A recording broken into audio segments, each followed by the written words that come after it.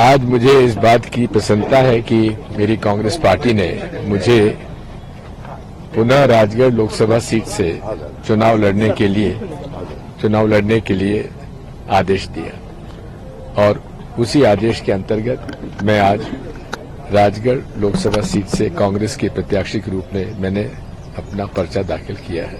Sir, आपने बोला 400 लोग फॉर्म भरे हैं हर जगह पर। जी हाँ, मैं चाहता था मतदान बैलेट पेपर से हो, क्योंकि मुझे ईवीएम पर भरोसा नहीं है। लेकिन जब मुझे पता पड़ा कि माननीय चुनाव आयोग अगर 384 से ज्यादा भी होंगे तो वो एक कंट्रोल यूनिट और लगा के 24 और लगा देंगे, नागनी की 384 और फॉर्म भी भर दो तो वो ईवीएम से चुनाव कराएंगे। तो फिर इस बात पर जब जानकारी मिली तो मैंने पुनर्विचार किया और फिर कहा कि चलिए अब ईवीएम से संघर्ष करेंगे।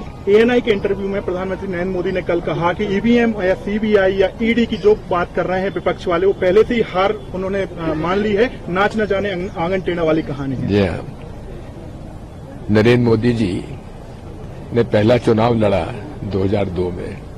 मैं चुनाव 1977 से लड़ रहा हूं। मैं जानता हूं क्या है क्या नहीं है।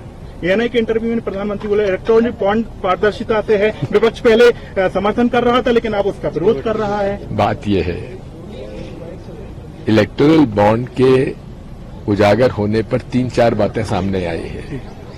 एक तो उन्होंने गौ मांस निर्यात करने वाली कंपनियों से भी चंदा लिया। नंबर 1, उन्होंने जो लोग नकली दवाइयां बना रहे थे उनको भी पहले गिरफ्तार किया और फिर पैसा लेकर इलेक्टोरल बॉन्ड लेकर उन्हें छोड़ दिया। तीसरी बात, अनेक लगभग 300 प्रकरण ऐसे हैं जहां उन्होंने ईडी, आईटी, सीबीआई पर छापा डलवाया कंपनी पर, उनसे पैसे लिए इलेक्टोरल बॉन्ड के और छोड़ दिया। अब इन सारे प्रमाण को आप क्या कहेंगे?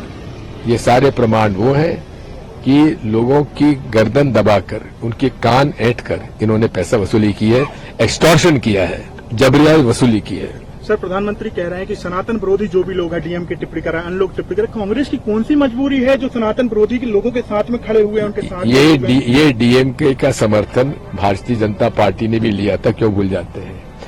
जहां तक मौजूदा सनातन धर्म के बारे में जो उन्होंने उल्लेख किया है, शायद वो इस बात को नहीं समझ पाए हैं कि सनातन धर्म ने कभी भी भेदभाव नहीं किया। सुन लीजिए, सनातन धर्म में कभी छुआछूत का कहीं प्रमाण भी नहीं मिलता।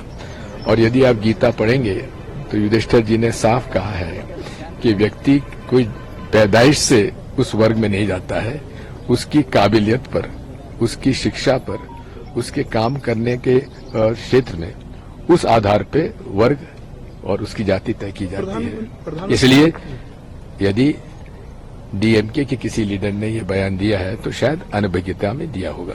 सर, प्रधानमंत्री राहुल गांधी को लेकर भी कह रहे हैं कि जो कह रहे हैं एक झटके में गरीबी मिटा देंगे। बोले 5 से 6 दशक इनकी सरकार रही, ये लोग रहे, जब नहीं मिटा। क्या बोल रहे हैं? कुछ समझ में नहीं आ रहा। हम वचनबद्ध हैं, हम बोल रहे हैं कि कौन सा नया गरीबी मिटाने का निर्णय, कौन सी योजना वो लाए? नहीं, ये सारी योजनाएं जो आज फ्री राशन का खाद्य सुरक्षा अधिनियम कौन लाया? कांग्रेस लाई। महात्मा गांधी नरेगा कौन लाया? कांग्रेस लाई। इसकी आलोचना स्वयं नरेंद्र मोदी जी गुजरात के मुख्यमंत्री के रूप में किया करते थे, लेकिन अब वे अवसरवादिता का एक स्पष्ट प्रमाण है कि वे अब पूरे तरीके से कांग्रेस की नीतियां अपनाकर उसका श्रेय ले रहे हैं। सर, राम मंदिर में राजनीतिकरण को लेकर प्रधानमंत्री कह रहे हैं कि जब देश आजाद हुआ, विभाजन हुआ, जब चाहती तो कांग्रेस चाहती तो इस मुद्दे को खत्म कर सकती थी, कोर्ट में भी खत्म किया जा सकता था। लेकिन इस मुद्दे को कहीं न कहीं एक जिंदगी भर के लिए बनाकर रखना एक हथियार के तौर पर भाजपा का गठन हुआ 50 के दशक में। उनको राम मंदिर याद कब आए?